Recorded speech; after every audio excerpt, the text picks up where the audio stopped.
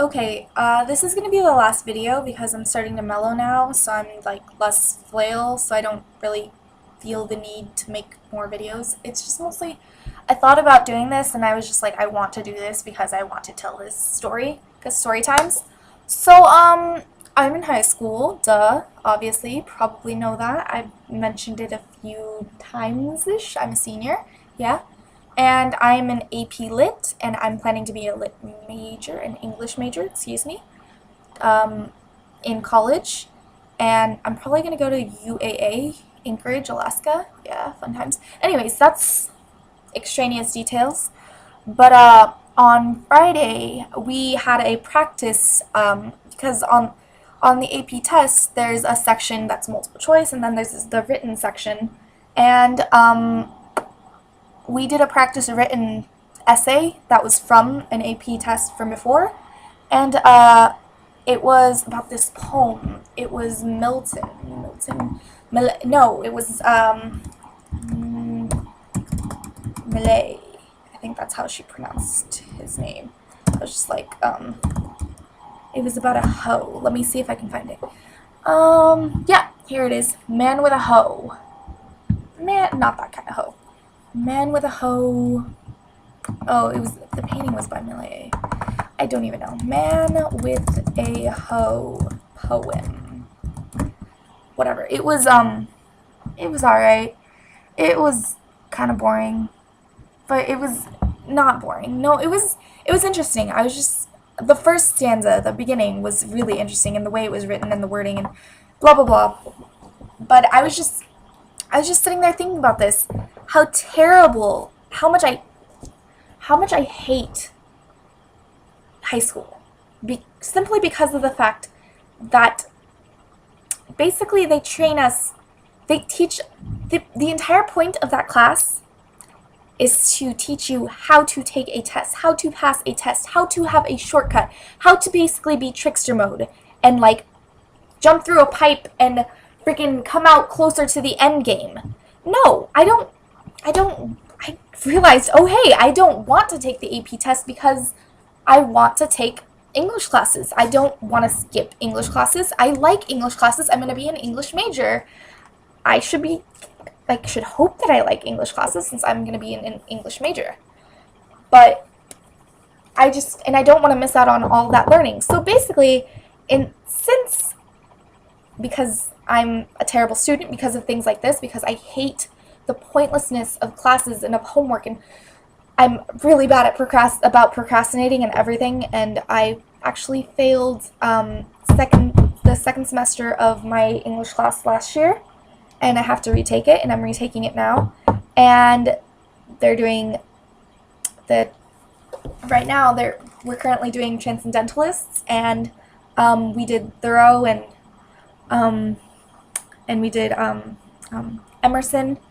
And since I was in that mindset, I kind of wrote an essay about why I wasn't writing an essay about the poem. Yeah, fun times. So hopefully I'm not going to get in too much trouble. I mean, it was fairly decently well written, if I do say so myself. But because of this, I felt the need to pull out my trusty dusty English textbook for that class, and read from Walden, or A Life in the Woods, and from the section of Walden where is from Where I Lived and What I Lived For. This is Thoreau, Henry David Thoreau, and he is, I love this. I seriously love this. It was just like it's just spectacular. Anyways, I went to the woods because I wished to live deliberately, to front only the essential facts of life, and see if I could not learn what it had to teach, and not, when I came to die, discover that I had not lived. I did not wish to live what was not life. Living is so dear.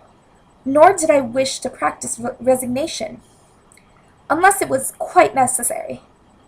I wanted to live deep and suck out all the marrow of life, to live so sturdily and Spartan-like as to put to rout all that was not life, to cut a broad swath and shave close, to drive life into a corner and reduce it to its lowest terms, and, if it proved to be mean, why then to get the whole and genuine meanness of it, and publish its meanness to the world. Or if it were sublime, to know it by experience and be able to give a true account of it in my next excursion.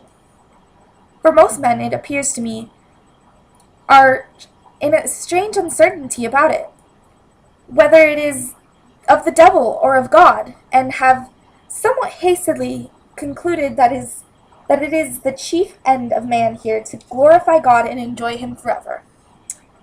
Still, we live meanly, like ants, though the fable tells us that we were long ago changed into men. Like pygmies, we fight with cranes.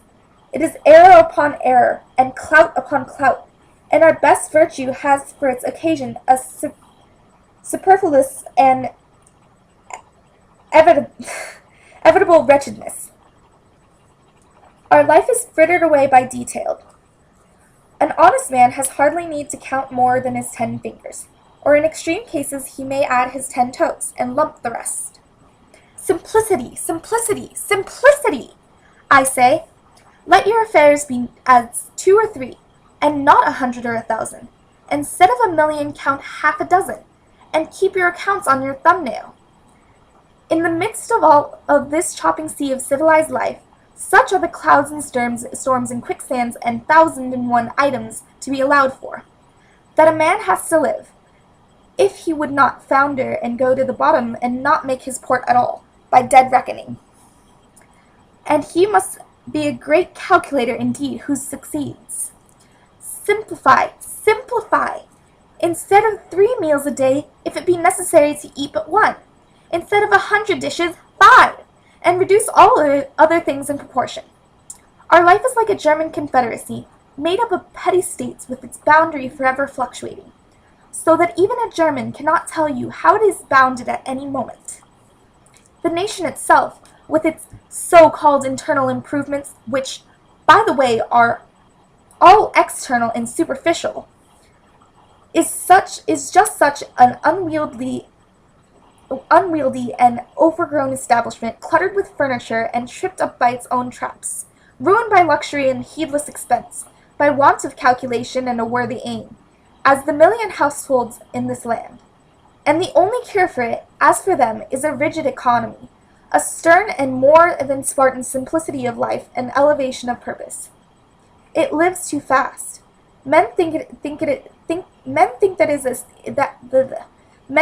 it is essential that the nation have commerce, and export ice, and talk through a telegraph, and ride 30 miles an hour, without a doubt, whether they do or not, but whether we should live like baboons or like men, is a little uncertain.